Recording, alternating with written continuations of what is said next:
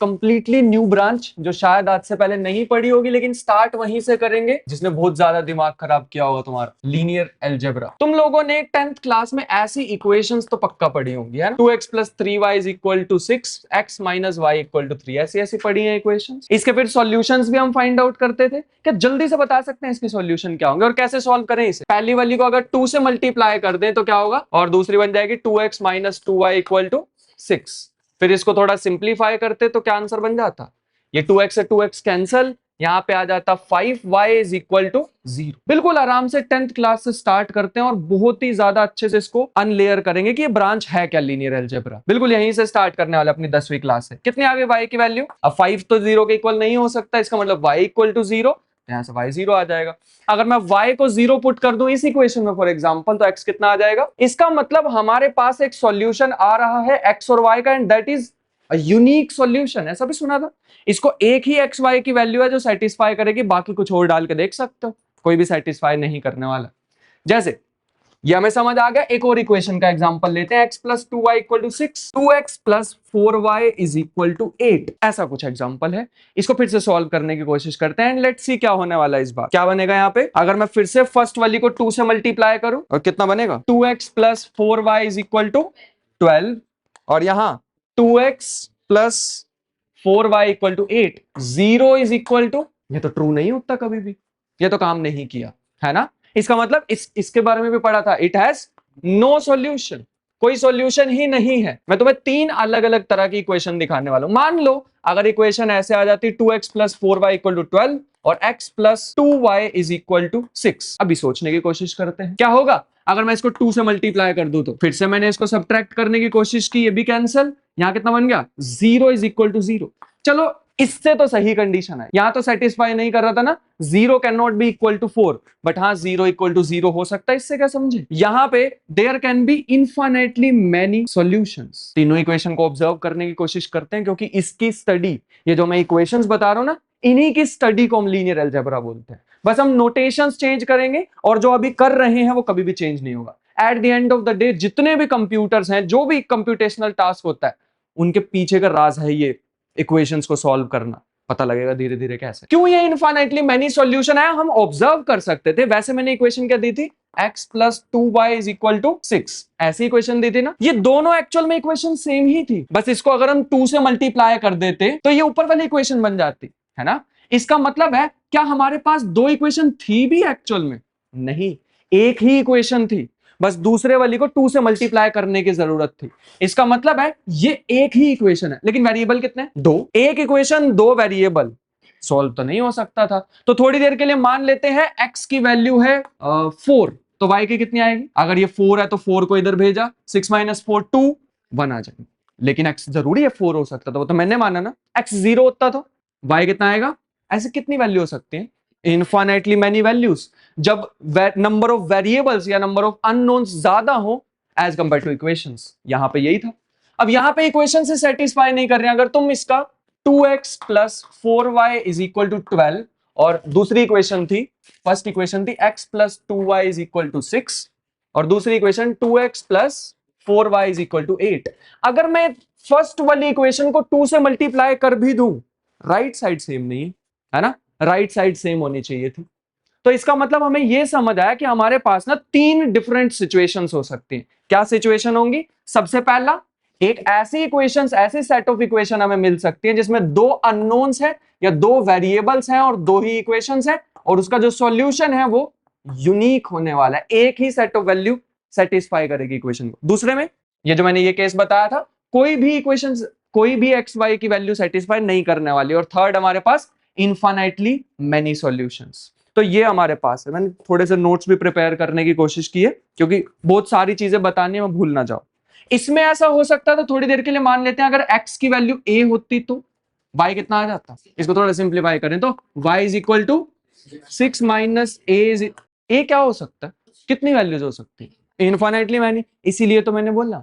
तो ये हमारे पास था। अगर मान लो इसकी जगह ये तुम्हारे सामने इक्वेशंस लिखी हुई है, एक और चीज बताना चाहूंगा, या तो एक सॉल्यूशन हो सकता है, या तो कोई भी सॉल्यूशन नहीं होगा, और या इनफाइनाइटली मेनी सॉल्यूशन हो सकते हैं। ये केस कभी नहीं हो सकता कि देयर आर 2 सॉल्यूशंस। कभी भी नहीं, इम्पॉसिबल। देयर आर 3 सॉल्यूशंस और 4 सॉल्यूशंस और 5 सॉल्यूशन, नहीं हो सकते। या तो एक होगा या जीरो होगा या इनफाइनाइटली मैनी। ये सिर्फ 2 वेरिएबल्स के लिए काम नहीं करती है इक्वेशन। जैसे फॉर एग्जांपल ये इक्वेशन है x plus 4y minus 2z plus 3t equal to 9, x 2x minus Y minus Z minus T equal to 4। Don't worry, ये यूज नहीं करने वाला, ऐसे ही रैंडम एग्जांपल लिख रहा हूं, हमें यहीं रहना है, थोड़ा सा ही बाहर जा रहे हैं। 5x plus 7y plus Z minus 2t is equal to 7, और लास्ट है 3x minus 2y minus 8z plus 5t is equal to 21। यहीं पे कंप्यूटर्स की हमें जरूरत पड़ती है। जब नंबर ऑफ वेरिएबल्स हमारे पास बढ़ने स्टार्ट हो जाए ना, तो उसके साथ कॉम्प्लेक्सिटी, उनको सॉल्व करने के तरीके भी हमें न्यू न्यू ढूंढने पड़ते हैं। बाय द वे, इसमें अगर तुम बिल्कुल माफ कर दिए जाओगे अगर तुम्हें नहीं दिखा कि अगर हम पहली इक्वेशन को 2 से मल्टीप्लाई, तीसरी को 3 से मल्टीप्लाई करके ऐड करें और लास्ट वाली में से सब्ट्रैक्ट कर दें, तो थर्ड इक्वेशन जैसी बन जाएगी। कहने का मतलब इस पूरी इक्वेशन को 2 से मल्टीप्लाई करो, इसको 3 से मल्टीप्लाई करो और दोनों को ऐड कर दो पहले, और फिर इसमें से सब्ट्रैक्ट करोगे थर्ड इक्वेशन में से, तो ऐसा बनेगा 3x minus 2y minus 8z plus 5t is equal to 23। क्या फर्क पड़ा इससे? वैसे ये इन 3 इक्वेशंस को हमने सिंप्लीफाई किया, फर्स्ट को 2 से मल्टीप्लाई, इसको 3 से मल्टीप्लाई, इसमें से माइनस किया, सब कुछ करके ऐसी सी इक्वेशन बन गई। सारा कुछ तो ठीक है, ये लेफ्ट साइड सही, लेकिन राइट साइड पे क्या हुआ? राइट साइड पे तो नंबर एक में 21 है, एक में 23 है। अच्छा, इसको सब्ट्रैक्ट करने की कोशिश करें तो क्या होगा? समझ गए इनमें से कौन सा सॉल्यूशन आएगा? ये भी कट गया, ये भी कट और ये बच गया 0, और यहाँ पे -2। क्या 0 हो सकता -2 के इक्वल? नहीं, सेटिस्फाई नहीं किया। इसका मतलब it has no solutions. Exactly एक बार में देख के तो नहीं पता लगा था, मैं भी लिख के लाऊं तभी मेरे को पता लगा ना। एक बार में ऐसे देख के तो नहीं बता सकते थे। इसका मतलब है जैसे जैसे नंबर ऑफ वेरिएबल्स इंक्रीज करते जाएंगे, तो वो प्रिडिक्ट कर पाना कि इसका एक सॉल्यूशन होएगा, 2 सॉल्यूशन होंगे, इनफिनिटली मेनी सॉल्यूशन होंगे, वो चीजें अनप्रिडिक्टेबल बनती जाती हैं, उतनी वाइल्ड होती जाती हैं इक्वेशंस को सॉल्व करना, और हमें तरीके ढूंढने होते हैं। एक सिर्फ यही तरीका नहीं है। जैसे फॉर एग्जांपल, क्या होता अगर मैं ऐसे ही रैंडम एक एग्जांपल ले रहा हूं, मान लो इस सबको सॉल्व करके यहां आ जाता 21, तो क्या होता? अगर यहां पे इसको सॉल्व करके आता 21, तो फिर इनफाइनाइटली मैनी सॉल्यूशंस हो जाते। मैं एक और इनको देख के बता पाना इज नॉट पॉसिबल। जैसे अगर ऐसी इक्वेशन होती ना, 2x plus y minus 2z plus t is equal to 3, और एक इक्वेशन है 4x plus 2y minus 4z plus 2t is equal to 7। बता सकते हो देखते ही कि इसके सॉल्यूशन कितने होंगे, या एग्जिस्ट भी करेगा या नहीं? नो सॉल्यूशन आएगा इसमें। क्यों? कैसे बता पाए?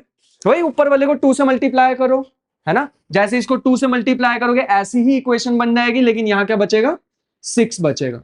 समझ गए ना? जैसे ही सब्ट्रैक्ट करोगे तो ये पूरा 0 हो जाएगा, यहां पे आ जाएगा 6 माइनस 7 माइनस 1, ऐसा सा कुछ आ जाएगा, but it has no solution. इसका मतलब है जब भी अगर नंबर ऑफ वेरिएबल्स कम होने वाले हैं, नंबर ऑफ इक्वेशंस अवेलेबल, तो उतने ही कम चांसेस हो जाएंगे कि सॉल्यूशन एग्जिस्ट कर रहा है या नहीं। अभी बहुत ही ज्यादा रैंडम चीज लगेगी, हम तो कंप्यूटर के बारे में पढ़ने आए थे और ये 10वीं क्लास पे आप वापस ले गए और उसको और मुश्किल बना दिया। बट अभी धीरे धीरे देखोगे, एक स्टेप जैसे ही हम धीरे धीरे आगे जाएंगे, तो मैं समझ आएगा कि एक पर्टिकुलर डायरेक्शन में जा रहे हैं। और इस लीनियर अलजेब्रा को आज इसी लेक्चर में मैं 5 अलग तरीके से समझाने वाला हूं, इन्हीं इक्वेशंस को स्टडी करना। और एक तरीका पढ़ेंगे हम नेक्स्ट लेक्चर में, जो कि हमें क्वांटम मैकेनिक्स की तरफ लेके जाएगा। बट फिलहाल के लिए थोड़ा थोड़ा क्लियर हुआ क्या बता रहा हूं? इक्वेशंस के बारे में बताना चाह रहा हूं। इस इक्वेशन को तुमने एक और तरीके से भी देखा होगा अपनी 10th क्लास में, यूजिंग ग्राफिकल मेथड, है ना? वो एक टेबल बनाते थे, फिर x की वैल्यू पुट की, y की वैल्यू पुट की। जैसे मैं बताता हूं, जैसे हमने एक इक्वेशन यूज की 2x plus 4y is equal to 3, x minus y is equal to 7। इस इक्वेशन का बनाना है इस बार हमें ग्राफ। वैसे तो तुम समझ गए ना कैसे बनता है, ऐसे बॉक्स, फिर यहाँ पे एक x की वैल्यू आएगी, यहाँ पे y, यहाँ x की वैल्यू पुट करोगे 0, फिर y लिखोगे, फिर y की वैल्यू फर्स्ट इक्वेशन में पुट किया तो क्या आएगा? x की वैल्यू 0, 3/4 कितना हो जाएगा अप्रोक्सीमेटली? 0.7, ठीक है। और y 0 पुट किया तो 3/2, 3/2 मतलब 1.5। दूसरे वाले का भी बना के देखते हैं, तो आसान है ना? क्या होगा? x 0 पुट किया तो -7 और y 0 पुट किया तो 7। ग्राफ बनाने की कोशिश करते हैं। अब मैं बिल्कुल रफ ग्राफ बनाने वाला हूं, शायद इससे थोड़ा अलग बनेगा, लेकिन होगा तो ऐसा सही कुछ। मैं एकदम रैंडम बना रहा हूं। जब तुम इन दोनों का ग्राफ बना के देखोगे ना, कुछ ऐसा आएगा। किसी एक पॉइंट पे ये कट करेंगे, तुम बना के देखना, शायद हो सकता है ऐसे थोड़ा सा अलग आए, लेकिन जो मैं बताना चाह रहा हूं वो ये है कि एक ही पॉइंट पे दो लाइंस कट कर रही होंगी। रीजन, क्योंकि जब तुम इन्हें सॉल्व करोगे ना इक्वेशन को, तो आंसर एक ही आएगा। इसे बोलते हैं यूनिक सॉल्यूशन। कितनी जगह पे लाइन कट कर रही है, यूनिक सॉल्यूशन। पहला तो ये ग्राफ, पहली पॉसिबिलिटी जो आज मैंने दिखाई भी थी। दूसरा, अगर मान लो ऐसा होता तो x plus 2y is equal to 7, 2x plus 4y is equal to let us say 9। जब मैं ऊपर वाली को 2 से मल्टीप्लाई करूंगा और नीचे वाले से सब्ट्रैक्ट करूंगा, तो तुम देखना, एक इक्वेशन है x plus 2y equal to 7, तो एक इक्वेशन ऐसे बनेगी और दूसरी ऐसे। कितने पॉइंट्स पे कट कर रही है लाइंस? 0 है। तो पैरेलल लाइन से पैरेलल लाइंस कहां जाके मिलती हैं? मिलती ही नहीं है ना। इन्फिनिटी देखा है कभी? यहाँ पे x है, यहाँ पे y है, तो ये मिलने ही नहीं वाली है। इसका मतलब देयर इज नो सॉल्यूशन। और एक और भी पॉसिबिलिटी हो सकती है, x plus 2y is equal to 7 और 2x plus 4y is equal to 14। समझ गए ना इसमें क्या किया मैंने? फर्स्ट इक्वेशन को 2 से मल्टीप्लाई। तो ये दो इक्वेशन है या एक ही है? एक ही है। मतलब अगर मैं पहली इक्वेशन बनाता तो वो शायद ऐसी आती और दूसरी इक्वेशन इसी के ऊपर आती, और उसे हम बोलते हैं कोइंसाइड। इसमें कितने सॉल्यूशन है? एक लाइन के ऊपर, जैसे मेरे एक हाथ पे दूसरा हाथ है, कितने पॉइंट पे टच हो रहा है? इन्फिनिटली मैनी पॉइंट पे। लाइन तो इन्फिनिटली लॉन्ग होती है, तो यहां पे इन्फिनिटली मैनी सॉल्यूशंस आ गए। तो हमारे पास एक और भी तरीका आ गया इन इक्वेशंस को स्टडी करने का, विच इज ग्राफिकल अप्रोच। और जो पहले हमने किया था उसे एल्जेब्राइक अप्रोच भी बोलते हैं। एल्जेब्रा वर्ड सुना होगा तुमने पहले, सिंपल एडिशन, सब्ट्रैक्शन वगैरह। जैसे इसमें भी हमने देखा, यहां पे 0, यहां पे है एक सॉल्यूशन, 0 सॉल्यूशंस, और यहां पे इनफाइनाइटली मेनी सॉल्यूशंस। फिर से एक और तरीका इन इक्वेशंस को सीखने का, लेकिन इस बार थोड़ा सा हम नेक्स्ट लेवल पे जाने वाले। ये तो तुमने 10th क्लास में ऑलरेडी सीख लिया होगा। जैसे मान लो हमारे पास दो सेट ऑफ कोऑर्डिनेट्स, वर्ड याद रखना, यही पेनफुल चीज है, कोऑर्डिनेट्स। एक है स्मॉल एक्स वाई और एक हमारे पास है कैपिटल एक्स वाई। और इक्वेशन हमारे पास है x plus 2y is equal to 6 और 3x minus y is equal to let us say 8। अब ध्यान से देखना मैं क्या बताने वाला हूं। थोड़ी देर के लिए ऐसा सपोज कर लेते हैं, ये 6 और 8 को साइड पे लिख रहा हूं मैं। यहां पे इस इक्वेशन का नाम दे देते हैं कैपिटल एक्स, और यहां इस इक्वेशन का नाम दे देते हैं capital Y. And let's see कि क्या होने वाला है। अगर मैं सिंपल, ये स्मॉल एक्स वाई का प्लेन है और ये कैपिटल एक्स वाई का प्लेन, अगर मैं इसमें थोड़ी सी वैल्यूज डालने की कोशिश करूं, एक मैंने वैल्यू पुट की 0 0, एक वैल्यू पुट की 1 0, फिर मैंने 2 0, और फिर यहाँ पे 0 1 अप टू सोन, ऐसे मैंने काफी सारी वैल्यूज डाली। मेरे पास है कुछ ऐसी शेप आ गई। मतलब मैंने ऐसी वैल्यूज यूज की हैं, 0 0 1 0 2 0 और फिर 0 1 0 2 और 2 2, ऐसी वैल्यूज मैंने यहाँ पे यूज की। और एक मैंने सिंपल सा डायग्राम बना दिया एक्स वाई प्लेन में। ये सारी की सारी वैल्यूज मैंने पुट की इसमें भी। मान लो ये जो राइट साइड थी ना, मैंने इंटेंशनली खुद से इसको 6 और 8 की जगह कैपिटल एक्स और कैपिटल वाई लिखा है। अगर मैं ये सारे के सारी वैल्यूज को उठा के इसमें पुट कर दूं, स्मॉल एक्स और स्मॉल वाई की जगह, और तुम इसके दोबारा से शेप ड्रॉ करके देखो, तो वो शेप ऐसी आएगी। खुद से आराम से बैठ के घर पे जाके इसे करके देखना, बिल्कुल एग्जैक्ट शेप आएगी। इसका मतलब है अगर मैं इन इक्वेशंस में से स्मॉल एक्स वाई का ग्राफ देखता, तो कैसे शेप लग रही है? लगभग स्क्वायर ही तो है। और ये कैसे शेप? रेक्टेंगल या पैरेललोग्राम बोल सकते हैं। अभी के लिए मैं पैरेललोग्राम वर्ड यूज कर रहा हूं। पैरेललोग्राम जैसी शेप हमें दिखी है। इसका मतलब है ये जो दो इक्वेशंस थी ना, इनको हम एक और तरीके से समझ सकते हैं, विच इज ट्रांसफॉर्मेशन। मैंने क्या वैल्यूज लेके चला था, कैसी शेप थी यहां पे पहले? स्क्वायर, जो कि ट्रांसफॉर्म होके क्या बन गई? पैरेललोग्राम। मतलब ये जो शेप थी ना, ये थोड़ी सी पहले तो स्ट्रेच हो गई, देख पा रहे हो ना, ऐसे बड़ी सी हो गई। और दूसरा केस क्या हुआ? एक तो स्ट्रेच हुई और थोड़ी सी रोटेट भी हो गई। मतलब एक्स वाई प्लेन और कैपिटल एक्स वाई प्लेन में थोड़ा सा डिफरेंस है। और हम इन इक्वेशंस को, जो अभी मैंने यहाँ पे ये जो इक्वेशंस लिखी है, तो उसको हम एक और तरीके से पढ़ सकते हैं जो मैंने यहाँ पे बनाया, यूजिंग ट्रांसफॉर्मेशन। अब हम ढूंढना चाह रहे थे कि ऐसी कौन सी स्मॉल एक्स की वैल्यू, स्मॉल एक्स या स्मॉल वाई की वैल्यू है जिसके कोरस्पॉन्डिंग आ जाए, जैसे 6 8 आ जाए। मैं बताता हूं, अगर कैपिटल एक्स वाई 6 8 होता, यहां पर इस प्लेन में 6 और 8 मान लेते हैं, इसी रेक्टेंगल पे कहीं पे, लेट अस से यहां पे आ गया, यहां पे आ गया 6 और 8। थोड़ी देर के लिए मुझे देखना है ऐसी कौन सी स्मॉल एक्स और स्मॉल वाई की वैल्यू होगी जो कि 6 और 8 के कोरस्पॉन्डिंग हो। कहने का मतलब अब मुझे इसको सॉल्व करना, 6 और यहाँ पे 8। लेट अस सी क्या होगा।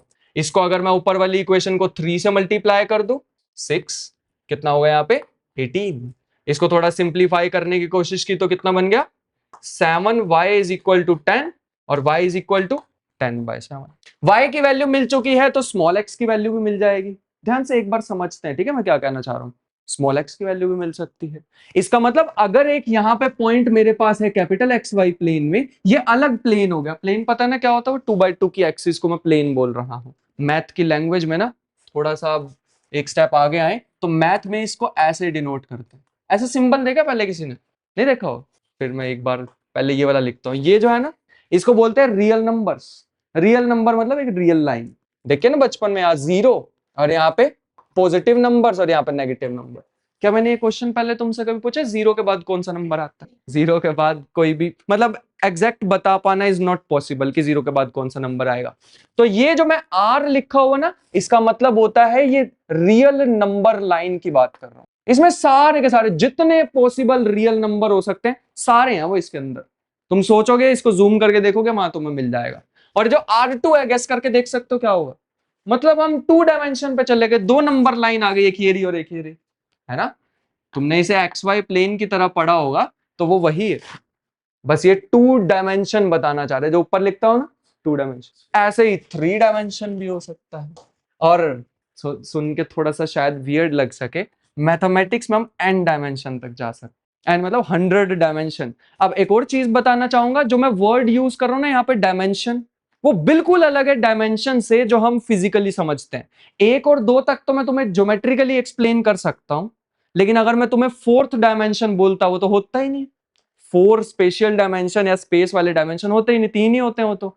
4th तो तुमने शायद टाइम सुना होगा, वाइंस्टाइन की रिलेटिविटी अगर कभी पढ़ी होगी तो, या सुनी होगी किसी वीडियो में कोई लड़का बताता होगा तो पता है ना, वो 4th टाइम होता है। यहाँ पे मैथमेटिक्स में हम एकदम फ्री हैं, तुम n डायमेंशन तक ले जाओ उसको खींच के, 100th डायमेंशन की बात कर सकते हो। बट मैथमेटिक्स में ये भी बताया जाता है कि ये डायमेंशन वो नहीं है जो तुम अब सोचते थे। हम जितनी भी मैथमेटिक्स पढ़ते हैं जरूरी नहीं है कि हम उसको ज्योमेट्री का ही यूज करके पढ़ें।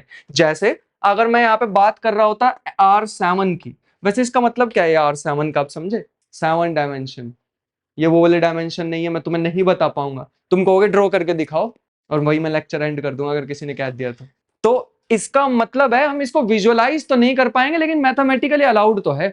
अगर हमें मान लो मैं मैथमेटिशियन हूं थोड़ी देर के लिए और मैंने ना पूरी एक ब्रांच बना दी ज्योमेट्री की जो n डायमेंशनल है, लेकिन वो काम की नहीं है फिजिक्स वालों के लिए, तो फिजिक्स वाले क्या करेंगे, n की जगह 3 पुट करेंगे और यूज कर लेंगे उसे, बस उनका इतना काम होता है। लेकिन जो मैथमेटिशियन होते हैं वो जनरली यूज करते हैं चीजों को इन जनरल, कि वो इनफाइनाइट डायमेंशन की भी बात करते हैं। जब हम हमारे लिए उतनी ज्यादा क्वांटम मैकेनिक्स की जरूरत कभी भी नहीं पड़ने वाली है, लेकिन जो एक्चुअल क्वांटम मैकेनिक्स होती है उसमें इनफाइनाइट डायमेंशनल स्पेस की जरूरत होती है। और वो डायमेंशन जो वर्ड यूज कर रहा हूं ना मैं, बिल्कुल अलग है जो हम स्पेशल डायमेंशन के बारे में बात कर रहे हैं। स्पेशल मतलब 1 डायमेंशन मतलब लाइन, 2 डायमेंशन मतलब प्लेन, और 3 डायमेंशन मतलब वो पूरा का पूरा स्पेस। वो नहीं है ये डायमेंशन। जब तुम सिंपल कंप्यूटर साइंस भी पढ़ते हो, मशीन लर्निंग हो गई या फिर एआई की दुनिया में भी हम जाते हैं, वहां पे भी ये डायमेंशन जैसा वर्ड यूज होता है। अगर मैं मान लो ऐसी एक चीज बना दूं, शायद मैथ वालों ने देखी होगी, है ना, क्या बोलते हैं इसे? हाँ, मैट्रिक्स बोलते हैं इसे। और जिसमें सिर्फ एक कॉलम हो से कॉलम मैट्रिक्स बोलते हैं। तो इसमें सिर्फ कॉलम है, और अगर ऐसे होता तो उसमें रो भी होती तो उसे रो मैट्रिक्स बोल देते, है ना। बट फिलहाल के लिए एक ही कॉलम है इसमें। तो ये जो चीज मैंने बनाई है ना, इसमें कितने एलिमेंट्स दिख रहे हैं? 1 2 3 और ये 4। तो ये 4 डायमेंशनल कॉलम मैट्रिक्स है। ये है डायमेंशंस कि कितने एलिमेंट्स हमें दिखाई दे रहे हैं। मैं आज तुम्हें इस पे मैट्रिसेस पे भी लेके जाने वाला हूं, तो मेक श्योर इसको थोड़ा सा समझ के रखते हैं। अगर मैं मान लो यहाँ पे एक ऐसी मैट्रिक्स लिख देता जिसमें 10 नंबर्स होते तो वो 10 डायमेंशनल बन जाती। वैसे डायमेंशन समझा पाना is next to impossible, but matrices की हेल्प से वो बहुत ही ज्यादा इजी हो जाएगा। मैट्रिक्स से तो लिखनी है, मैं इनफाइनाइट नंबर लिख सकता हूं उसमें, मतलब लिखने तो नहीं वाला हूं लेकिन डॉट डॉट तो लगा ही सकते हैं। थोड़ा सा समझ पाए क्या बताना चाह रहा हूं कि ये आर क्या होता है? एक रियल नंबर लाइन। सोचो, और ये सिंबल तुम्हें अजीब सा लग रहा होगा, यही यूज होता है मैथमेटिक्स में। और अगर एक और टाइप के नंबर भी होते हैं जिन्हें हम रैशनल नंबर्स बोलते हैं। क्या होते हैं rational numbers? p by q की फॉर्म में होते हैं, where q is not equal to 0। उसको ऐसा लिख, बस पता नहीं क्यों ये एक सिंबल ऐसा सा खींच देते हैं हर चीज में। जैसे और भी तुमने पढ़े होंगे इंटीजर्स, वो क्या होते हैं? इंटीजर को z से डिनोट करते हैं। और एक और टाइप के नंबर होते हैं जिन्हें हम कॉम्प्लेक्स नंबर बोलते हैं। बिल्कुल घबराने की जरूरत नहीं है बायो वालों, कुछ नहीं, हमारे काम के ही नहीं अभी के लिए, ऐसे डिनोट करते हैं उसे, मतलब उसमें इमेजिनरी चीजें आ जाती हैं।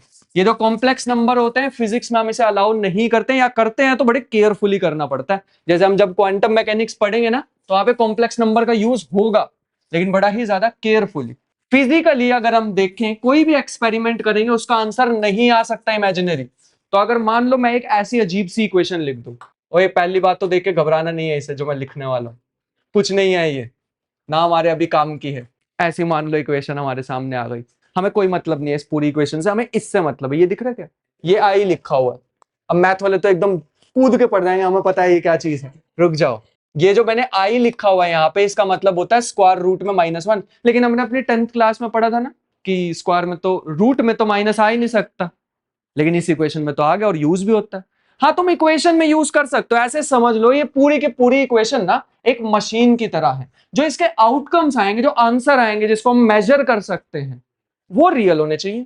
तुम करो अपनी इक्वेशन में इमेजिनरी नंबर्स यूज करो, कुछ भी यूज करो, तुम खुद से एक नंबर बना लो, उसको भी यूज कर सकते हो, बट आंसर में हमेशा रियल नंबर्स आने चाहिए। जिसको मैं मेजर करता हूं ना, वो रियल नंबर होता है। कभी भी स्क्वायर रूट में -1 हमारी दुनिया में तो नहीं मिलते, ठीक है, लेकिन इक्वेशंस में आ सकते हैं। वियर्ड लग रहा है तो है, मेरे लिए भी उतना ही है जितना तुम्हारे लिए।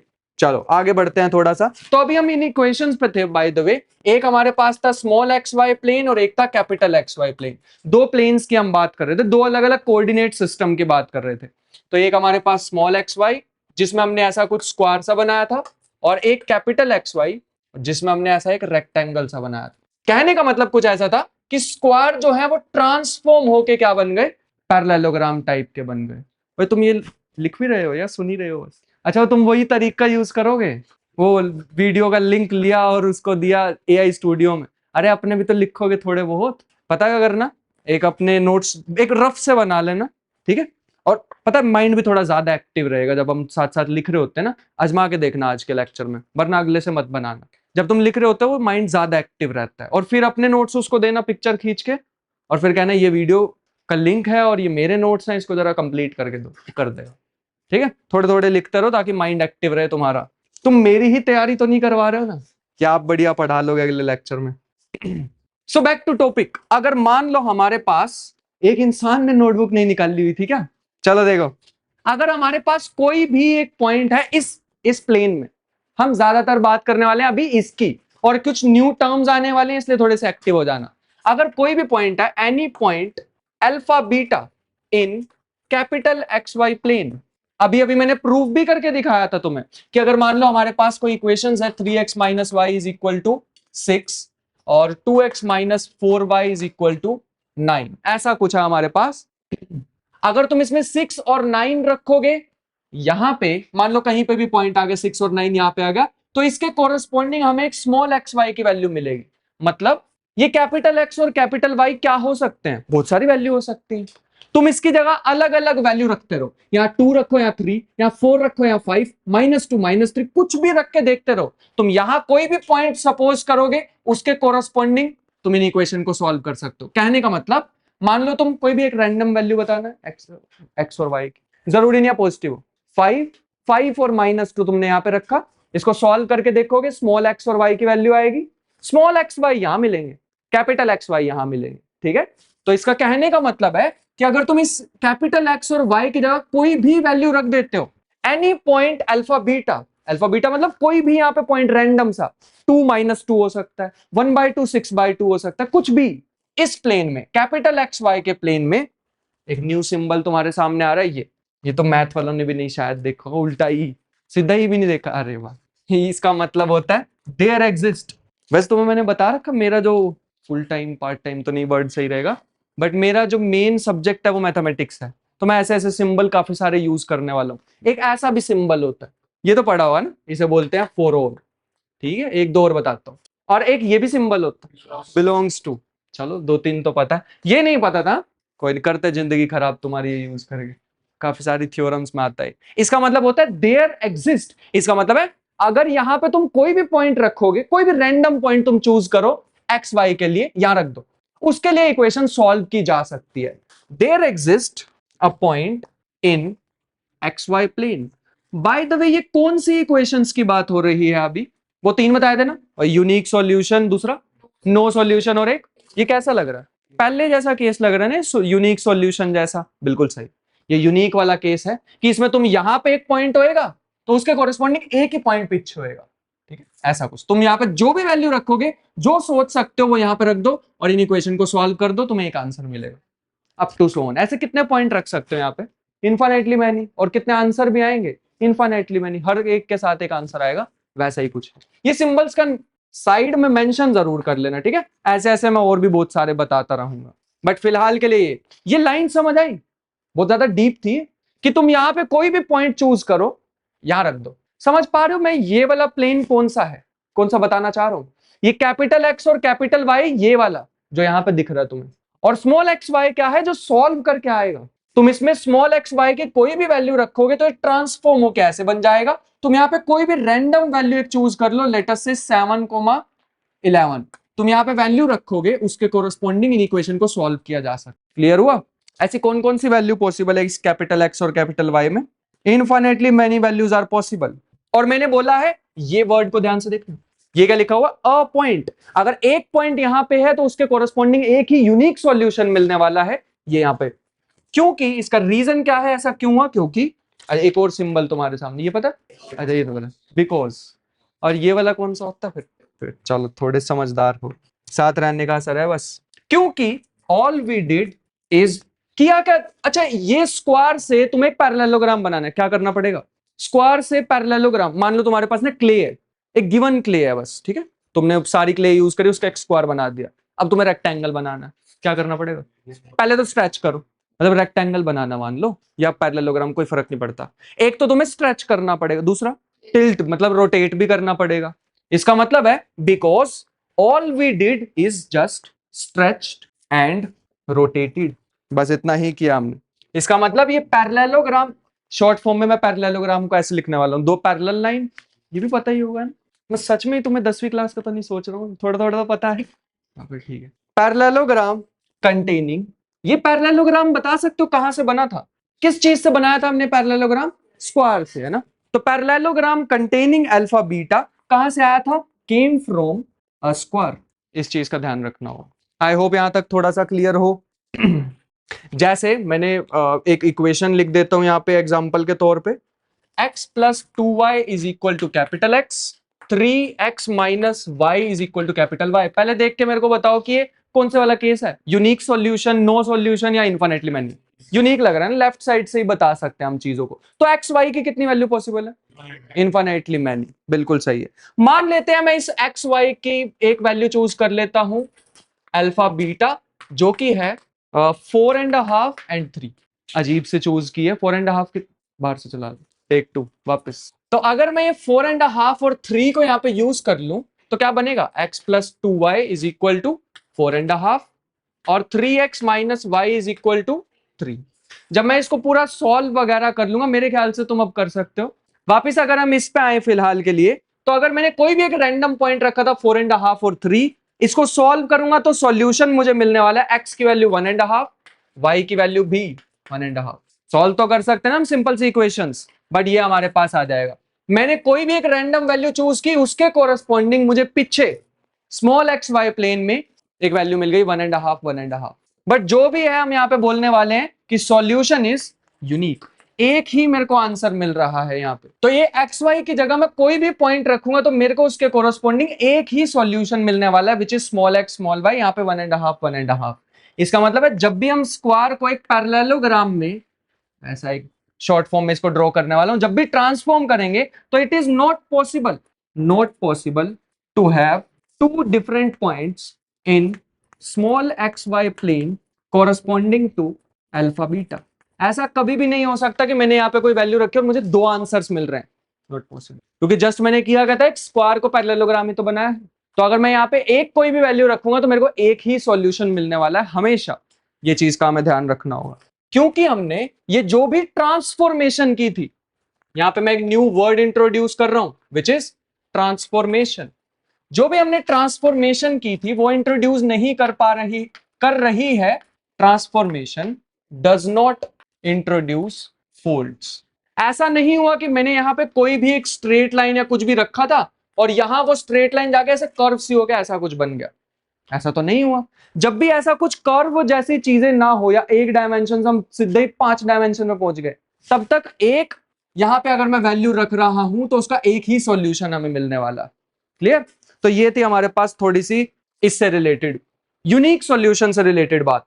क्या होता अगर मैं ऐसा रख देता तो? और दूसरी है 2x plus 4y is equal to capital Y। इस बार कैसा ग्राफ बनेगा सोचना है। फिर से इस बार स्मॉल एक्स वाई का ग्राफ बनाऊंगा वो तो बनेगा स्क्वायर ही, क्योंकि उसमें तो मेरे को वैल्यू रखनी होती। लेकिन इस बार यहां क्या हो रहा है, जरा लेफ्ट साइड को ऑब्जर्व करना, इस साइड को। अगर मैं इस वाले को 2 से मल्टीप्लाई कर दूं तो ये बन जाएगा 2x plus 4y is equal to 2x, यहाँ पे कैपिटल X, और ये बनेगा 2x plus 4y is equal to capital Y। Left side same है तो राइट भी सेम होनी चाहिए, तो बन जाएगा y इक्वल टू 2x। इसका मतलब है स्मॉल एक्स वाई प्लेन में कैसी शेप है, स्क्वायर। कैपिटल एक्स वाई में जाते ही क्या बन जाएगा, अगर मैं इसमें पॉइंट पुट करके देखूं ना, x की जगह 0 पुट करूंगा तो y 0, x की जगह 1 पुट करूंगा तो y 2 आ जाएगा, और x की जगह 3 पुट करूंगा तो, x की जगह -1 पुट करूंगा तो ये कैसी शेप लग रही है, ये तो स्ट्रेट लाइन आ गई। इस बार ट्रांसफॉर्मेशन अजीब हुई ना, इस बार हमने स्क्वायर लेके चले थे, रेक्टेंगल नहीं बना, क्या बना, एक स्ट्रेट लाइन बन गई। अब कैपिटल एक्स वाई की जगह मैं वैल्यू रख के देखता हूं, देखते हैं सेटिस्फाई होता है या नहीं, इसमें करके देखते हैं। यहाँ पे कंडीशंस थोड़ी सी अजीब हो रखी हैं। अब इस बार हमारी ट्रांसफॉर्मेशन से स्क्वायर नहीं बदला रेक्टेंगल में या फिर पैरेललोग्राम में, तो हम अगर यहाँ पे कोई भी एक वैल्यू लेके चलते हैं एक्स वाई की अल्फा बीटा, और जो कि है 6 और 8, देखते हैं ये इक्वेशन को सेटिस्फाई करेगा या नहीं। x plus 2y is equal to 6, 2x plus 4y is equal to 8। अच्छा, पिछली बार क्या हो रहा था, मैं यहाँ पे कैपिटल x और कैपिटल y की जगह कौन सी वैल्यू रख सकता था, कोई भी। इस बार भी मैंने कोई भी रैंडम वैल्यू रख के देखी है, करके देखते हैं क्या आंसर बनता है। ऊपर वाली को 2 से मल्टीप्लाई करूंगा तो कुछ ऐसा बन जाएगा, और सिंप्लीफाई थोड़ा सा किया तो क्या हो रहा है, 0 इज इक्वल टू, ये तो कुछ अजीब हुआ ना, नो सॉल्यूशन आ गए। तो इसका मतलब इस बार मैं इस एक्स वाई से कोई भी पॉइंट नहीं उठा सकता, मैं वही पॉइंट ले सकता हूं जो इस लाइन पे आए। जैसे फॉर एग्जांपल इस लाइन पे आ रहा है, यहां 3 रखोगे तो यहां कितना आएगा 6, 3 और 6 लेके देखते हैं, यहाँ पे 3 और यहाँ पे 6। ये पॉइंट मैंने कहां से उठाया, लाइन से, समझ गए ना। और अगर मैं 1 पॉइंट लेता तो उसके कोरस्पॉन्डिंग क्या आता, 2 आ जाता। फिलहाल के लिए मैंने 3 और 6 किया। अब क्या होगा अगर मैं इसको 2 से मल्टीप्लाई कर दूंगा तो 2x 4 6, 0 इक्वल टू 0, मतलब जो भी है सॉल्यूशन तो है ना। तो यहां से हम क्या समझे, इस बार अलाउड नहीं था कि मैं कोई भी रैंडम पॉइंट उठा के ले लूं, इस बार नहीं। तो जब भी हमारे पास स्क्वायर होगा उसकी ट्रांसफॉर्मेशन किस हिसाब से हो रही है वो भी मैटर करती है, ये भी ध्यान रखना होगा। काफी सारी बार हमने यूज कर लिया है वर्ड ट्रांसफॉर्मेशन, तो उस पर जाने से पहले बस एक लास्ट चीज, इस बार हमने क्या किया है, स्क्विशिंग। अगर ये स्क्वायर का एक लाइन बन जाता है that means there are infinitely many solutions possible. अगर हम वो लाइन से पॉइंट उठाएं तो ये सारी की सारी चीजें हो रही हैं, different phenomenas occur depending on geometrical transformation such that, और जो मैं लिखने वाला हूं ना वो एक बिल्कुल न्यू चीज है, एक न्यू नोटेशन आने वाली है इस सब के लिए। तो ये कोई लिख तो नहीं रहा ना, या ये लिख रहे हो, इसका मतलब है आज के बाद मैं एक न्यू तरह की नोटेशन यूज करने वाला हूं जो अब मेन हम 10th क्लास से बाहर निकलने वाले हैं, और एक ऐसी चीज सीखने वाले हैं जो शायद पहले नहीं देखी थी, मैथ वालों ने भी नहीं।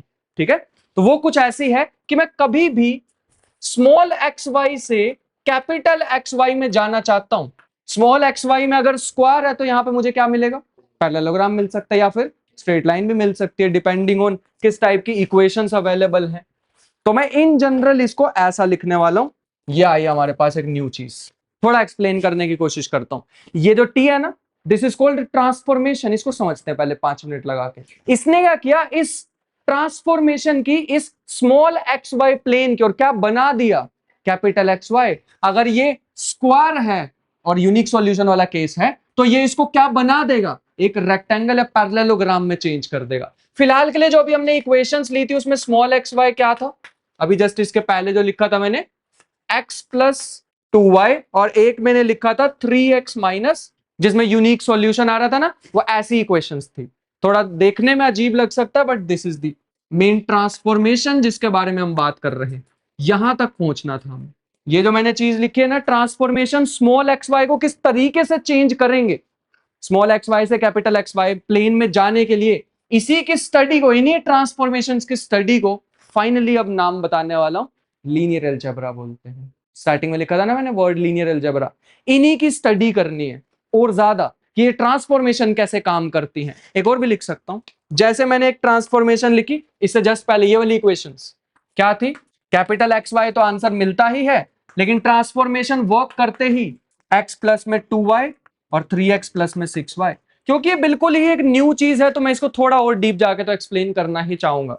जैसे ट्रांसफॉर्मेशन को समझो एक मशीन, जैसे तुम्हारा स्कूल, तुम इसमें गए और यहां से कुछ बन के निकले, इमेजिनरी स्कूल मान लो, हाँ तुम्हारे मन से तो ना ही निकल रहा है, इमेजिनरी स्कूल एक ऐसा आइडियल स्कूल, तुम उसमें गए और बाहर छोड़ रहने देते, एग्जाम्पल ही चेंज करता हूं। ये कोई तो ऐसी मशीन है जिसमें तुमने स्मॉल एक्स वाई डाला और आंसर में क्या मिला, हाँ वॉशिंग मशीन हो सकता है। बहुत बढ़िया बेटे, तुम्हारे जो थॉट प्रोसेस है ना, इससे बढ़िया तो फिर राहुल गांधी जी वाला एग्जांपल बढ़िया था, है ना। ये रहे वो आलू और यहाँ से वो पूरा गोल्ड, वो सोने के आलू निकल रहे हैं, वो ठीक था। बट फिलहाल के लिए यहाँ पे स्मॉल, आते हैं वापस आते हैं, यहाँ पे स्मॉल एक्स वाई पुट किया और आंसर पे मुझे क्या मिल रहा है, ट्रांसफॉर्मेशन के बाद ये टी कर रहा है जो भी कर रहा है, इसमें अगर आए तो small x plus 2y 3x minus y. अगर मैं इसको इससे डायग्राम बना के देखूंगा ना, तो यहाँ पे अगर मैं स्क्वायर ड्रॉ कर पा रहा हूं तो यहाँ पे पैरेललोग्राम ड्रॉ करना पड़ेगा, इसे ही हम ट्रांसफॉर्मेशन बोलते हैं। ऐसी भी ट्रांसफॉर्मेशन हो सकती है, तुमने यहां से कोई वैल्यू डाली x और बाहर निकली साइन x, तुमने 30 डिग्री पुट किया और आंसर निकला 1/2। कब होता है 1/2, साइन 30 बना, इसका मतलब उस पर ट्रांसफॉर्मेशन साइन की लग गई। तो वो जो ट्रांसफॉर्मेशन वर्ड है उसका मतलब है कि इस एक्स वाई के साथ क्या किया जा रहा है, वो ये ट्रांसफॉर्मेशन बताएगा। आज हमने दो न्यू तरह की ट्रांसफॉर्मेशन देखी, एक जिसमें यूनिक सॉल्यूशन वाला केस था और दूसरा ये, एक और बताने की कोशिश करता हूं। जैसे मैंने ये लिखा स्मॉल एक्स वाई और इसको बदल दिया गया x और -5। लेट अस सी क्या होगा। पहले मैं चलता हूं स्मॉल एक्स वाई प्लेन में और फिर हम चलेंगे कैपिटल एक्स वाई प्लेन में। वैसे कैपिटल एक्स वाई है कहां इसमें, इसके अंदर यही है वो कैपिटल एक्स, और ये क्या कैपिटल वाई, समझ गए ना। इसमें वैल्यू पुट करना, एक मैं 0 0 चूज कर रहा हूं और एक चूज करते हैं 0 0 0 1 1 0 और 1 1। जरा देखिए इस पे जाते ही क्या होगा, सोचो। x तो x ही है, उसको वैसे ही लिख देते हैं 0 0 1 0, लेकिन y का क्या हुआ, कहां होता है 0 -1, यहां आ गया, और कहां होता है 1 -1, यही होता है ना 1 -1। देख पा रहे हो इसने ट्रांसफॉर्मेशन के बाद क्या किया, क्या किया। पहली बात शेप तो उतनी रही है ना, ऊपर भी स्क्वायर था, यहां पे भी स्क्वायर है, यहां भी स्क्वायर है, तो स्क्वायर का एरिया तो नहीं कुछ भी हो। क्या किया इस ट्रांसफॉर्मेशन ने, फ्लिप कर दिया। तो इस ट्रांसफॉर्मेशन को हम फ्लिपिंग ट्रांसफॉर्मेशन नाम दे सकते थे, है ना। थोड़ा सा समझ पाए मैंने क्या कहा है, तो इसको फ्लिप नाम दे सकते हैं। These are called transformation. ऐसी भी ट्रांसफॉर्मेशन हो सकती है, यहां एक्स वाई लिखा होगा और बाद में बन गया साइन एक्स साइन वाई, तो वो साइन वाली ट्रांसफॉर्मेशन हो जाएगी। ऐसे ही बहुत सारी ट्रांसफॉर्मेशंस एग्जिस्ट कर सकती हैं। ये तो जस्ट मैंने एक एग्जांपल दिया है तुम्हें। अगर हम इसको देखें तो इसको ट्रांसफॉर्मेशन की फॉर्म में कैसे लिखे, T of small x y, तो ये क्या बन जाएगा, ध्यान से सोच के, ax plus B y comma c x plus d y बना दिया। अब से हमें ट्रांसफॉर्मेशन एटलीस्ट लिखना तो है, जरूरी है दो ही वेरिएबल पे हम रिस्ट्रिक्टेड रहें, बिल्कुल भी नहीं। 3 वेरिएबल होते हैं, अगर ऐसी इक्वेशंस होती है x plus B Y plus C Z is equal to X, variable कम पड़ जाएंगे हमारे पास। अब ट्रांसफॉर्मेशन क्या बनेगी, T of X Y Z is equal to A X plus B Y plus C, और दूसरा D X plus E Y plus F Z, और तीसरा जितने ज्यादा वेरिएबल उतनी ज्यादा दिक्कत, ये ध्यान रखना। लेकिन हम इसमें एक पैटर्न ढूंढ सकते हैं जो हमारा नेक्स्ट काम होगा। इस ट्रांसफॉर्मेशन को कुछ अलग नाम दे देते हैं, लेट अस से यू, नाम से तो क्या ही फर्क पड़ता है, वेरिएबल्स का कुछ भी नाम। ये ट्रांसफॉर्मेशन मैंने एक एस लिखी है, एक टी लिखी है और एक यू, ठीक है। ये जो ट्रांसफॉर्मेशन है इसे बोलते हैं हम लीनियर ट्रांसफॉर्मेशन। ये वर्ड तो मैंने पक्का क्लास में यूज करा होगा, लीनियर यूज किया। लीनियर का मतलब स्ट्रेट, मैथमेटिक्स में लीनियर का एक और भी मतलब होता है, फिर से 10th क्लास में चलते हैं। चैप्टर का नाम था लीनियर इक्वेशंस इन टू वेरिएबल्स। तो वहां लीनियर क्या था? लीनियर का मतलब इसकी पावर 1 होनी चाहिए, समझ गए? तो जब भी एक ऐसी ट्रांसफॉर्मेशन हो जिसमें जितने भी तुम्हें वेरिएबल्स दिख रहे हैं सबकी पावर कितनी हो? 1, उसे लीनियर बोलते हैं। और हम किसकी बात कर रहे हैं? ट्रांसफॉर्मेशन की। तो कंबाइंड नाम हमने रख दिया लीनियर ट्रांसफॉर्मेशन, और study of linear transformation is called linear algebra. समझ आया थोड़ा सा? That was linear algebra. मैं तुम्हें एक और बात बताता हूं, जैसे हम लीनियर ट्रांसफॉर्मेशन की बात कर रहे हैं या फिर हम लीनियर अलजेब्रा की बात कर रहे हैं, अब ना मैं जितना हो सके ना, पहले मैंने तुम्हें ग्राफ के बारे में समझाया, फिर मैंने लीनियर ट्रांसफॉर्मेशन की तरफ लेके आया, मैं जितना हो सके ना तुम्हें बाहर लाने की कोशिश करूं ज्योमेट्रिकल व्यू से। ज्योमेट्री को समझना बहुत अच्छी बात है। इवन आइंस्टाइन की जो जनरल थ्योरी ऑफ रिलेटिविटी होती है ना, वो भी ज्योमेट्रिकल ही है। वो बताते हैं कि जो पूरा का पूरा स्पेस टाइम होता है ना, जो हमारे आसपास स्पेस है, वो ज्योमेट्री से रिलेट करके बताते हैं उसे, जो हमने आज तक पढ़ी। सिंपल यूक्लिड नहीं, बस उससे ऊपर भी होती है। जैसे हमने सिंपल पाइथागोरस थ्योरम पढ़ी है, या फिर जितनी भी हमने ज्योमेट्री पढ़ी है वो सारी वो यूक्लिडियन ज्योमेट्री होती है। उससे ऊपर भी काफी डिफरेंट टाइप की होती है। मैं तुम्हें एक ऐसा तरीका बताने वाला हूं जो तुम्हें ऐसा शो करेगा कि हमेशा geometrical view is not the best option. अगर मैं यहां पे कभी भी तुम्हारे सामने लिख देता R4, इसका मीनिंग क्या होता है? कितने डायमेंशन की बात कर रहा हूं? 4 की। कुछ भी कर लूंगा मैं, तुम्हें दिखा ही नहीं सकता इसको ज्योमेट्रिकल व्यू से। इसका मतलब है ये जितनी भी अब हम यहां से जो आगे बढ़ने वाले हैं, ज्योमेट्री बिल्कुल खत्म हो जाएगी यहां से। ज्योमेट्रिकल व्यू समझने में अच्छा होता है, लेकिन उसको जनरलाइज नहीं किया जा सकता। हमें जब क्वांटम मैकेनिक्स भी पढ़नी होती है, वहां पे infinite dimensional vector space, infinity के बारे में ही नहीं हमें पता है ना, तो इनफाइनाइट डायमेंशन के बारे में कैसे बात करेंगे? तो वहां के जो डायमेंशन होते हैं ना, वो ये साधारण वाले डायमेंशन नहीं है, और इस तरीके से हम पढ़ भी नहीं सकते। जब हम 1, 2, 3 डायमेंशन की बात करते हैं, हाँ मैं तुम्हें ज्योमेट्री से समझा सकता हूं, मैं डायग्राम बना के दिखा सकता हूं एक्स वाई जेड एक्सिस, लेकिन जैसे जैसे नंबर ऑफ डायमेंशन इंक्रीज होंगे, हमें ऐसी चीजों का सहारा लेना पड़ता है। एंड दिस ब्रांच, ये जो मैं चीज यहां पे लिख रहा हूं, इसे हम एब्स्ट्रैक्ट मैथमेटिक्स भी बोलते हैं। सच सच एक स्टोरी सुनाना चाहूंगा, बिल्कुल छोटी सी। मैं जब अपनी बीएससी में था ना, ये जो मैंने तुम्हें कराया ना, बीएससी सेकंड ईयर का टॉपिक है जो हम कर चुके हैं, तो घबराने की जरूरत नहीं, और कराने वाला हूँ। बीएससी सेकंड ईयर, पता नहीं लगा ना ट्रांसफॉर्मेशन कैसे हो गई टॉपिक की भी। मैंने जब अपने समय में पढ़ा था ना, मेरे को ऑलमोस्ट नफरत हो गई थी इस सब्जेक्ट से। एब्स्ट्रैक्ट में अभी मैं थोड़ा थोड़ा सा और इसमें ट्वीक्स करने वाला हूँ, थोड़ी सी और चीजें बताने वाला हूँ कि एक और वर्ड आ जाएगा अभी, स्पेसिस। वो ये वाला स्पेस होगा ही नहीं, वो मैथमेटिक्स का स्पेस होगा। मैथमेटिक्स में एक वर्ड होता है जिसे हम बोलते हैं सेट। सुना हुआ है? सेट का मतलब होता है, सिंपल साधारण भाषा में, एक डिब्बा है, उसके अंदर मैंने बहुत सारी अलग अलग चीजें रख दी, वो सेट बन गया। Set of deck of card, वो कितने होते हैं? 52 कार्ड्स, सारे के सारे अलग अलग होते हैं। वैसे तुम्हें मैथ में डेफिनेशन पढ़ाई होगी सेट की, क्या होती है? कोई बताना चाहेगा? Well defined collection of distinct objects. मतलब एक तुम सिंपल सा एक कोई बॉक्स लो, इमेजिनरी बॉक्स, उसमें बहुत सारी अलग अलग चीजें डाल दो, सेट बन गया। अगर वो एक पर्टिकुलर सेट, ध्यान से देखना, अगर ये पर्टिकुलर सेट है, इसके अंदर बहुत सारी अलग अलग चीजें, जैसे फॉर एग्जांपल वो मैंने डेक ऑफ कार्ड बताया, सारे कार्ड तुमने इसमें रख दिए। अगर ये डेक ऑफ कार्ड इन सारी प्रॉपर्टीज को फॉलो करेगा, मान लो मैंने 4 प्रॉपर्टीज डिफाइन की, अगर ये सेट इन प्रॉपर्टीज को सेटिस्फाई किया, अगर ये सिंपल इस चीज की बात करूं तो इसका नाम क्या है? सेट। इसको फॉलो किया तो इसका न्यू नाम मैं दे दूंगा स्पेस। ये वो स्पेस है ही नहीं जो ये हम अपने आसपास देख रहे हैं। डायमेंशन वर्ड यूज किया था ना, मैथमेटिक्स में डायमेंशन का अलग मतलब भी हो सकता है। हम तो 3 डायमेंशन की बात करते हैं, तो मैं इनफाइनाइट की कैसे बात कर सकता हूं? क्योंकि वो डायमेंशन है ही नहीं जो हम आज तक ऑर्डिनरी डायमेंशन की हम बात करते थे। ये बिल्कुल एब्स्ट्रैक्ट चीजें हैं। मैथमेटिक्स को पढ़ने के 2 तरीके होते हैं, एक विजुअलाइजेशन जो डायग्राम से हम सोच सकते हैं, और दूसरा एब्स्ट्रैक्ट तरीका। मेरे को ये वर्ड सुनते और ये जो मैं तुम्हें अभी चीजें बताई ना, सेट, फिर यहाँ पे वर्ड बताया स्पेस, मेरे को मैथ से नफरत हो गई थी अपने बीएससी के फर्स्ट ईयर में। बिल्कुल ऐसा कि मतलब ऐसा क्यों नहीं सोच पा रहे हम? मैं इतनी बड़ी बड़ी थ्योरम्स पढ़ता था, at the end of the day उसके मतलब ही नहीं कभी समझ आए। टीचर पढ़ा के चले जाते थे, हम बुक्स में से पढ़ते थे, फौरन उत्तर की बुक में से समझने के लिए जाते थे, at the end of the day पता नहीं क्या चल रहा है। इतनी बड़ी बड़ी सी थ्योरम्स ही आ जाती थी, शायद 12th क्लास में थोड़ी बहुत तो आती हैं, जिन्हें टीचर स्किप करा देते हैं थ्योरम्स को रिलेशन एंड फंक्शन चैप्टर्स में। ये वर्ड, फिर मैंने इसको थोड़ा सा और डीप जाके स्टडी करने की कोशिश की, और एक लाइन मुझे मिली, उस एक लाइन ने सब कुछ चेंज कर दिया, और वो एक लाइन में तुम्हें भी बताना चाहूंगा। मैथमेटिक्स को पढ़ने के 2 तरीके होते हैं। बीच में वॉल है, एक तरीका इधर है ज्योमेट्रिकल व्यू, ज्योमेट्री तुम्हारी हेल्प करेगी सोचने में कि इसका मतलब क्या है। लेकिन अगर तुम्हें ज्योमेट्री की जरूरत नहीं चाहिए, एक और भी तरीका मैथ को पढ़ने का जिसमें ज्योमेट्री की जरूरत ही नहीं पड़ती है, तुम उसमें और जनरलाइज चीजें कर सकते हो। तुम पूरी की पूरी आइंस्टाइन की थ्योरी एक न्यू तरीके से लिख सकते हो जिसमें हमें कोई ज्योमेट्री की जरूरत ही नहीं पड़ेगी 1 2 3 4 डायमेंशन की। उसे बोलते हैं एब्स्ट्रैक्ट मैथमेटिक्स, जो मैंने यहाँ पे लिखी है।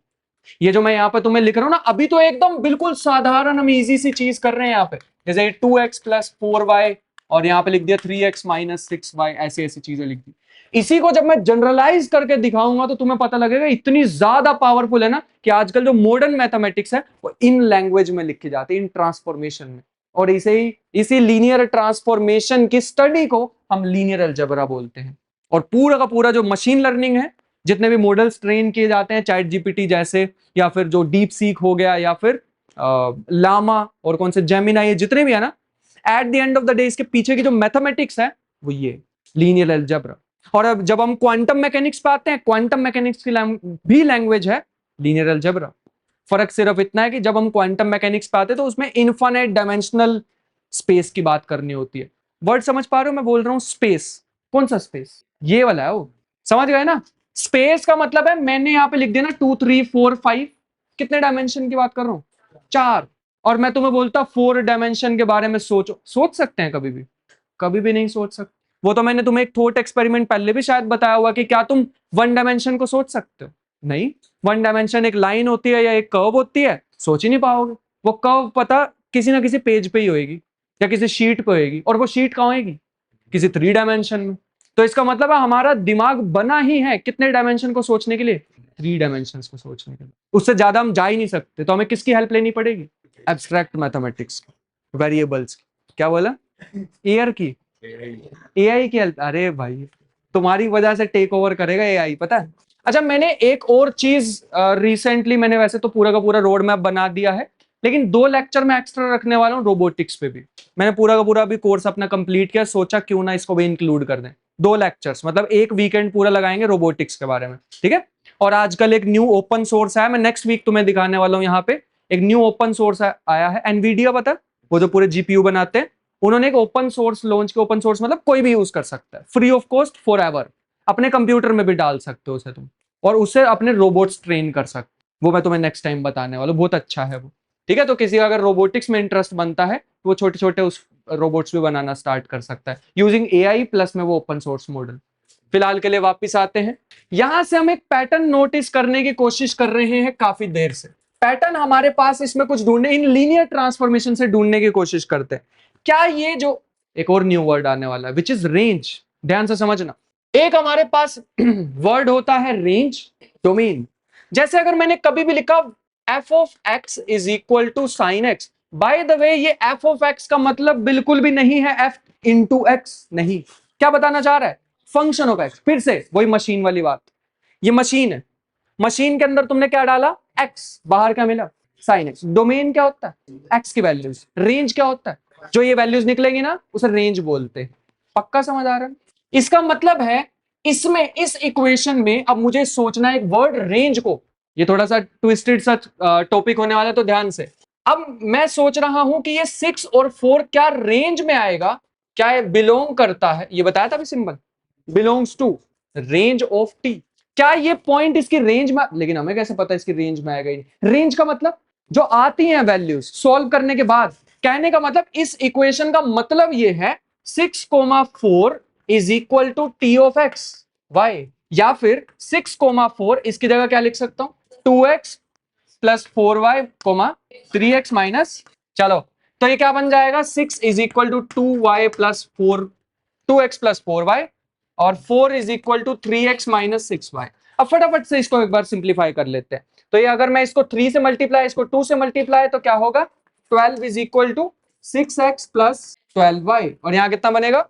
2 से मल्टीप्लाई, 8 = 6x - ये तो प्लस हो जाएगा, ये कट जाएगा, ये कितना बनेगा? 4 = 24y, या फिर y = 4/20।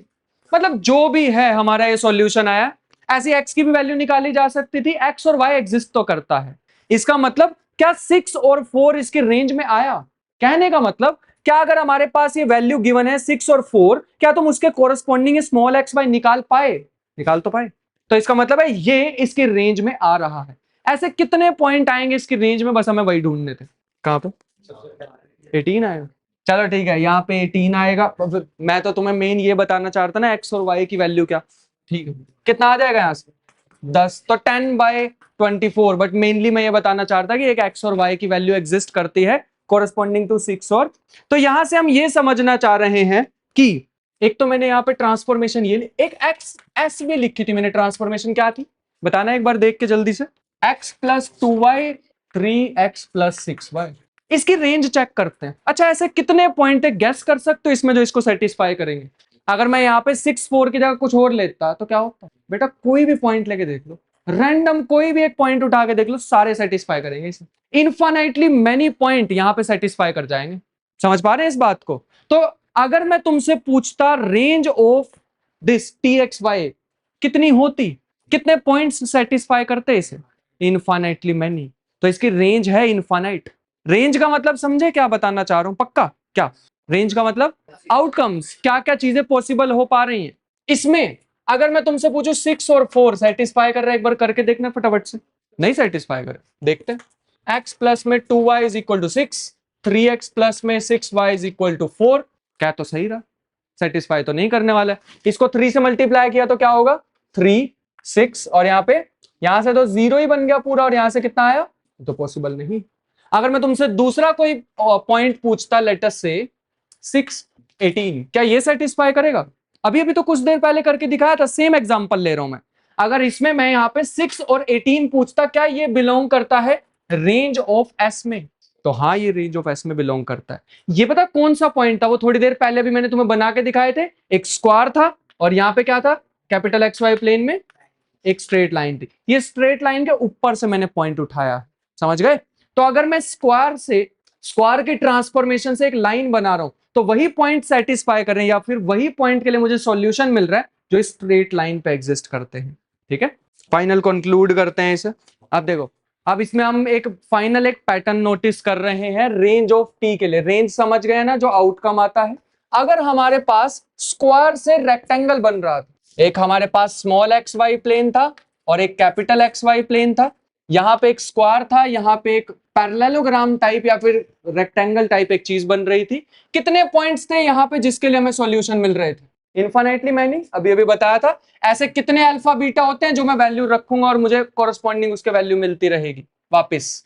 तो यहाँ पे इनफाइनाइटली मैनी पॉइंट थे। इनफाइनाइटली मैनी पॉइंट का मतलब क्या, अब हमें वो सोचना है। इनफाइनाइटली मैनी पॉइंट का मतलब होता है, मैं ये 2 डायमेंशनल चीज देख पा रहे हो जिसे मैंने अभी नाम भी दिया था R2, इसको एक नाम दे सकते हैं हम प्लेन।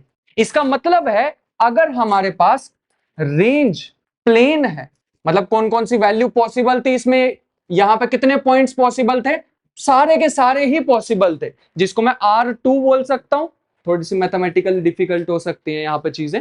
यहाँ पे कितने पॉइंट्स पॉसिबल थे? इनफाइनाइटली मैनी, या फिर R2 के सारे पॉइंट्स। तो इस केस में मुझे कितने सॉल्यूशन मिलते हैं? ध्यान से सोचते हैं, एक मिनट वापिस आते हैं। यहां पे अगर मैं रखूंगा 6 4, यहां पे इसके कोरस्पॉन्डिंग एक आंसर आ रहा था, लेकिन मेरे को यहां पे इन इक्वेशंस में जो मैंने यहां पे टी लिखी थी, एक रैंडम लिख रहा हूं, ठीक है? अभी मैं 2x minus Y 3x minus 4y ऐसा कुछ लिखा। इन दो इक्वेशंस को सॉल्व करने पे मुझे यूनिक सॉल्यूशन मिलता है, नो सॉल्यूशन मिलता है, या फिर इनफाइनाइटली मैनी यूनिक सॉल्यूशन मिलता है। इसका मतलब है अगर रेंज होगी प्लेन, इनफाइनाइटली मैनी पॉइंट्स हैं यहाँ पे, तो सॉल्यूशन कैसा होगा? एक पॉइंट या फिर यूनिक सॉल्यूशन। थोड़े से कंफ्यूजन हो रही है, एक बार क्लियर करने की कोशिश करते हैं। रेंज का मतलब होता है इस प्लेन से मेरे को इस प्लेन में क्या क्या, ये जो एक्स वाई है इसके अंदर कितने पॉइंट्स पॉसिबल हैं, वो सारे के सारे रेंज में आते हैं, which is infinitely many points. अगर ऐसी सिचुएशन हो रही जिसमें स्क्वायर एक पैरेललोग्राम में ट्रांसफॉर्म हो रहा है, इस केस में जो इक्वेशंस थी उस इक्वेशंस के कितने सॉल्यूशन आते हैं? एक ही सॉल्यूशन आता है। तो अगर हमारे पास रेंज होगी प्लेन या फिर इनफाइनाइटली मैनी पॉइंट्स, तो सॉल्यूशन कितने होंगे? एक ही सॉल्यूशन होने वाला है। एक पॉइंट भी बोल सकते थे हम इसे। एक और भी केस था ना जिसमें स्क्वायर किस में बदल रहा था? लाइन में। इसका मतलब है अगर हमारी रेंज होगी लाइन, तो बता सकते हो उसमें सॉल्यूशन कितने होते हैं? इनफाइनाइट, मेरे ख्याल से तो दो केस होते हैं, एक तो नो सॉल्यूशन भी हो सकता है और दूसरा इनफाइनाइटली मैनी। तो इसका मतलब है इस बार दो पॉसिबिलिटी बन गई, नो सॉल्यूशन वाली और दूसरा इनफाइनाइटली मैनी सॉल्यूशन वाली। अब थोड़ा सा समझ आ रहा है क्या कह रहा हूं? अभी मैंने तुम्हारे सामने एक वर्ड भी रखा था ना, स्पेस। क्या मतलब था वो स्पेस का? एक सेट जो एक पर्टिकुलर प्रॉपर्टीज को सेटिस्फाई कर रहा है। मान लो ये एक सेट है और ये इन चार प्रॉपर्टीज को सेटिस्फाई कर रहा है, मैंने बनाई है वो प्रॉपर्टीज घर बैठ के। तो जो भी स्पेस बनेगा उसको मैं नाम दे दूंगा राजन स्पेस, मान लेते हैं, ठीक है? क्योंकि वो चार प्रॉपर्टीज कौन सी सेटिस्फाई कर रहा है? जो मैंने बनाई है। इस स्पेस का इस वाले स्पेस से कोई लेना देना नहीं है, ठीक है? इस वाले स्पेस में या ये रेंज में कितने पॉइंट्स हैं? इस केस में इनफाइनाइटली मैनी, तो इसका भी कुछ नाम दे देते हैं, इसे बोलेंगे हम रेंज स्पेस। इसमें कितने पॉइंट्स हैं? यूनिक मतलब एक ही पॉइंट है, इसको हम बोलेंगे सॉल्यूशन स्पेस। ये है finally main linear algebra, abstract mathematics.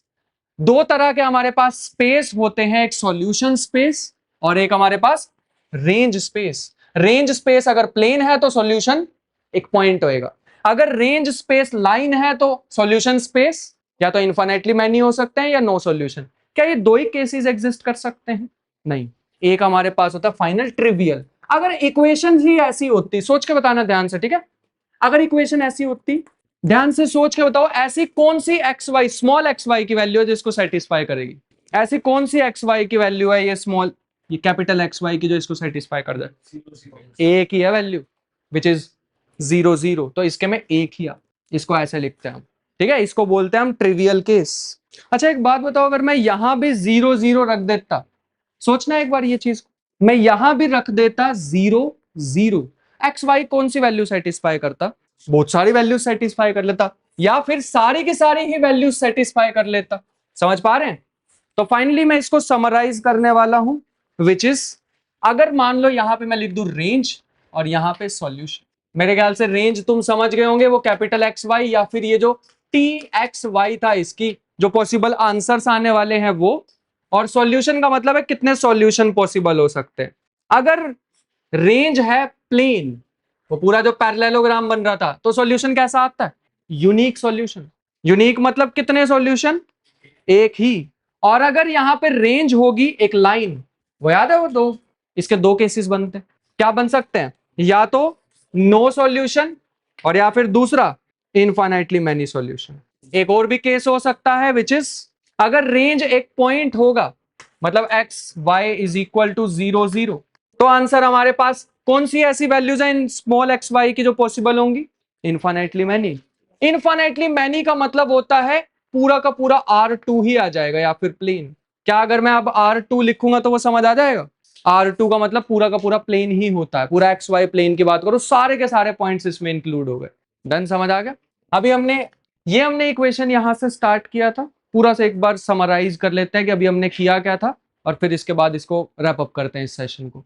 यहां से हमने स्टार्ट किया था, या फिर हमने यहाँ पे भी कुछ वैल्यूज लिखी हुई थी ना, लेटर से यहाँ पे C1 या C2 कोई भी कांस्टेंट हो सकता है। इन इक्वेशंस के हमने सॉल्यूशंस फाइंड आउट करने की कोशिश की और अलजेब्राइक मेथड लगाया, मतलब कोई एलिमिनेशन या फिर और कौन सा मेथड होता है, सब्स्टिट्यूशन मेथड, ऐसा कुछ अप्लाई करने की कोशिश की इन इक्वेशन को सॉल्व करने के लिए। उसके बाद हमने देखा कि ये इक्वेशंस में जैसे जैसे नंबर ऑफ वेरिएबल्स बढ़ते जाते हैं, वैसे कॉम्प्लेक्सिटी भी बढ़ती जाती है, इन इक्वेशंस को सॉल्व करना और ज्यादा डिफिकल्ट हो जाता है। और हमने काफी सारी न्यू टर्म्स को उसके बाद डिस्क्राइब किया, जैसे डायमेंशन क्या होता है, जैसे स्पेस क्या होता है मैथमेटिक्स में, एब्स्ट्रैक्ट मैथमेटिक्स क्या होती है जिसमें ज्योमेट्रिकल व्यू को बिल्कुल साइड हटा देते हैं। और उसके बाद हमने काफी सारी नोटेशंस यूज की और पता लगा कि इन्हीं इक्वेशन को सॉल्व करने के लिए या फिर समझने के लिए एक और तरीका भी यूज हो सकता है, जिसको हम क्या बोल रहे हैं, ज्योमेट्री। हमने डायग्राम्स ड्रॉ करके देखे। तीसरा तरीका तुम्हें क्या बताया इन इक्वेशंस को स्टडी करने का? इसे क्या बोलते हैं? इनको बोलते हैं ट्रांसफॉर्मेशन। तो ट्रांसफॉर्मेशन एक और तरीका हमने समझा। ट्रांसफॉर्मेशन ये कैसी है? लीनियर, क्योंकि इसमें एक्स और वाई की पावर 1 है। और इन्हीं लीनियर ट्रांसफॉर्मेशन की स्टडी को क्या बोलते हैं? लीनियर अलजेब्रा, जो हमें यहाँ पे पढ़ना होता है इस ब्रांच के लिए, क्वांटम कंप्यूटिंग के लिए पढ़ना होता है। यहां तक समझ आया? और उसके बाद मैंने तुम्हें दो चीजों के बारे में बात की तुम्हारे सामने, एक रेंज स्पेस की, स्पेस वर्ड अभी के लिए इग्नोर भी कर सकते हो अगर कंफ्यूज हो रहे हो तो, और अगर ये वाला स्पेस सोच रहे हो फिर तो बिल्कुल इग्नोर कर दो। और एक मैंने बात की है सॉल्यूशन स्पेस। अगर मान लो मैं यहां पे ऐसा वर्ड लिखूं तो तुम पक्का समझ पा रहे हो ना क्या मतलब है इसका? ये वाला मैथमेटिक्स वाला। वैसे इसके ऐसा भी सोच सकते हैं कि ये वाला 3 डायमेंशन है, 3 तक तो जा ही सकते हैं, लेकिन अगर मैं 4 पे आ गया ना तो लिमिटेशन आ जाएगी हमारे दिमाग पे। अगर यहाँ पे हम आ गए, एक रेंज स्पेस है, मतलब इसके क्या क्या पॉसिबिलिटी है, ये टी एक्स वाई की क्या क्या पॉसिबल वैल्यूज आ सकती हैं, और सॉल्यूशन का मतलब है इन इक्वेशंस के क्या क्या सॉल्यूशन पॉसिबल।